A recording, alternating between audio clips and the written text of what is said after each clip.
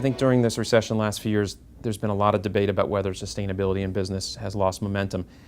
It really hasn't. I think in a lot of ways, parts of the agenda have just become more and more normal parts of business, which is the agenda winning. So it gets less kind of attention, it's less sexy in the news to say companies realize they can save money by reducing energy. What's driven, I think, that part of the agenda working its way into boardrooms is that it's just mathematically true, and that my point of writing Green Recovery and saying getting lean saves you money, helps you get out of a recession, I think companies have sort of gotten that. It seems shocking to say, but it took like 30, 40 years of some leaders in this field to keep telling companies and governments that you can save money by using less.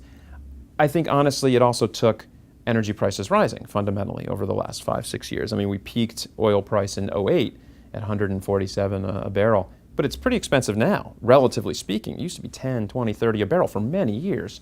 It's expensive, right? And so, as I said, again, in the data centers, for example, energy is now half the variable cost or more.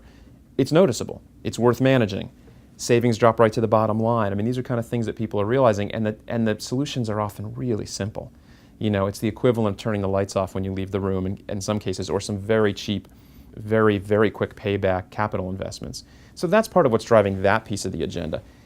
There's a tremendous number of forces driving sustainability we could spend more time on, but the greening of the supply chain, your customers are asking tougher questions about this, your employees, each generation gets kind of more sustainability focused or green focused, and frankly, just the facts on the ground. Climate change is very real, it's very serious. Water shortages, water concerns are very real and serious. They're affecting business, costing business a lot of money. So it's driving it because it's just, it's unavoidable. You know, you can't avoid these pressures. You can pretend it's not happening, but how long can you pretend there's not a drought, say? You know, like, you can debate why it's hotter, for example, whether you think it's climate change or not, but it is hotter. There is less water. So these are just real, tangible pressures.